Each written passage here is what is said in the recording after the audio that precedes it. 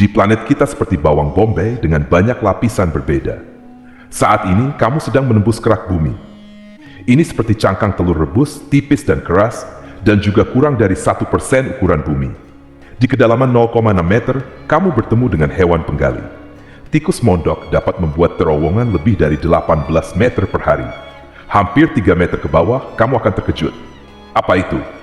Cacing tanah panjangnya 90 cm. Kamu bergerak melewati 7 meter di bawah tanah, jadi kamu tidak akan melihat akar tanaman hutan tropis lagi. Kamu terbawa suasana, dan di kedalaman 12 meter, kamu hampir menabrak buaya Nil. Reptil ini menggali liang terdalam di antara semua hewan. Kamu melihat pertanian perkotaan bawah tanah.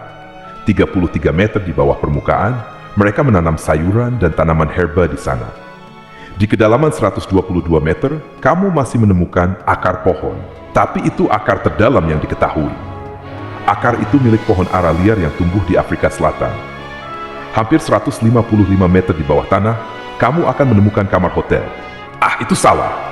Silvermine Hotel adalah hotel terdalam di dunia yang dibangun di bekas tambang perak.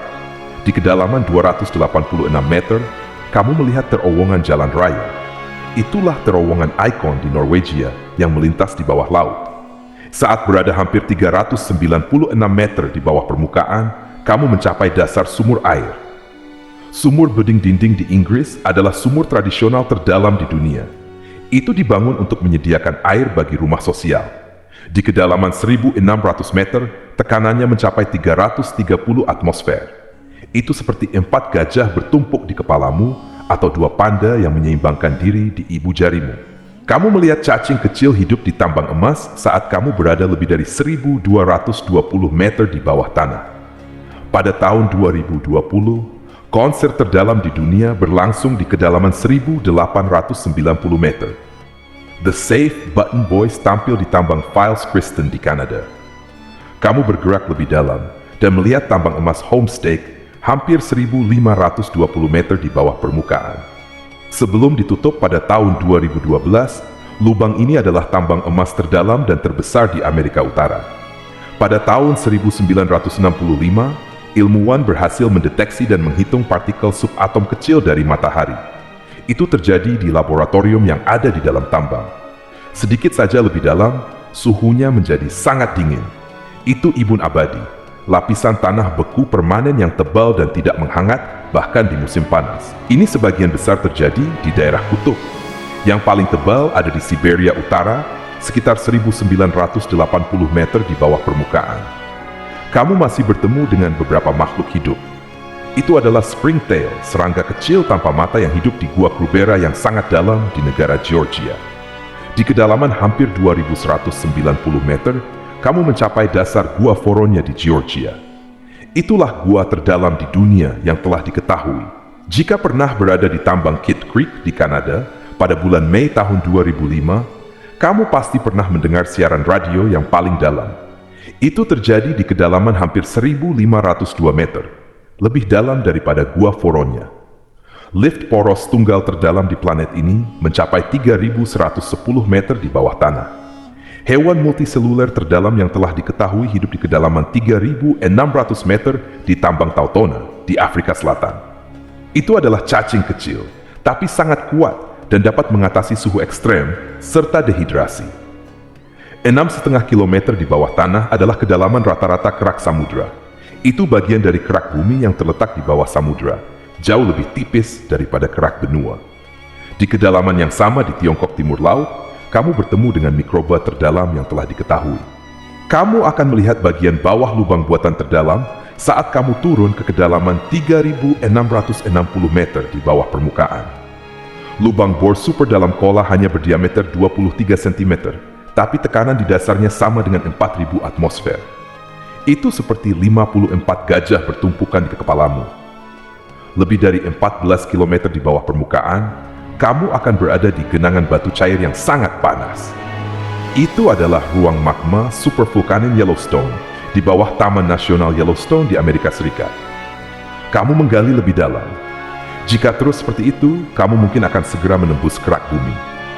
Kerak samudra biasanya memiliki lebar 5 hingga 10 km, sedangkan kerak benua bisa mencapai 45 km.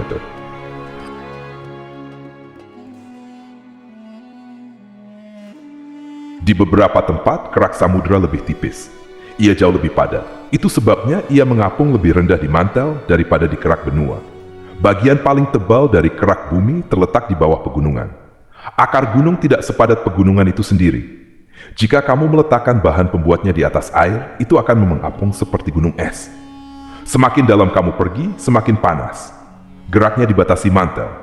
Suhunya bisa mencapai 400 derajat Celcius.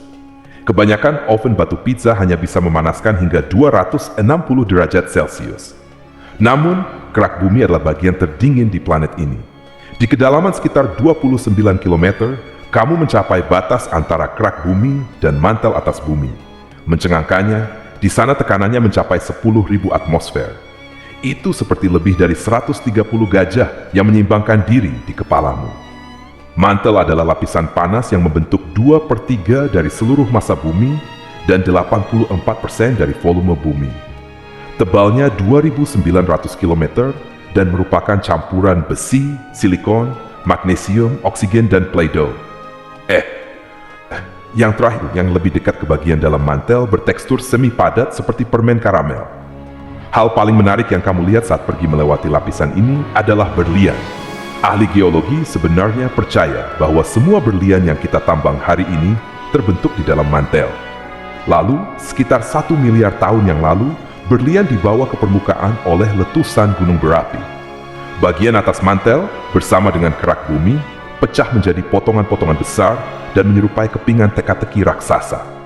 Potongan-potongan ini, yang dikenal sebagai lempeng tektonik, bergeser dengan kecepatan 2,5 hingga 5 cm per tahun.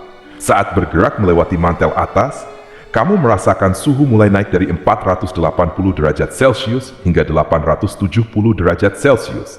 Semakin dalam kamu pergi, semakin banyak keringatmu. Di dekat batas inti, suhunya sudah lebih dari 3.870 derajat Celcius. Tekanan mantel yang lebih rendah mencapai 240.000 atmosfer. Itu seperti 3.280 gajah yang membentuk menara di kepalamu. Di kedalaman sekitar 2.900 km, kamu melintasi batas antara mantel dan inti terluar. Lapisan ini memanas hingga 4.982 derajat Celcius, sebagian besar karena peluruhan radioaktif uranium dan thorium. Suhu seperti itu cukup tinggi untuk menjaga inti luar tetap cair, meski tekanannya hampir 2 juta atmosfer.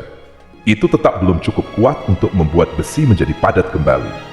Tebal inti luar adalah 2.400 km dan sebagian besar terbuat dari besi dan nikel dalam bentuk cair. Cairan ini berputar dalam arus turbulen yang masif dan menghasilkan medan magnet. Radiasinya sampai keluar angkasa sejauh 1,3 juta kilometer dan melindungi planet kita dari angin matahari. Di inti terluar, medan magnet bumi 50 kali lebih kuat daripada di permukaan. Kamu berada lebih dari 4.830 km di bawah tanah sekarang. Selamat! Kamu telah mencapai pusat planet kita. Inti dalamnya itu berupa bola logam padat berdiameter 2.400 km. Itu sekitar 3 atau 4 kali diameter bulan. Inti dalam sangatlah padat dan berputar lebih cepat daripada bagian lain dari planet ini. Di sana, hampir sama panasnya seperti di permukaan matahari. Menurut ilmuwan, 99% dari semua emas di bumi dapat ditemukan di inti dalam.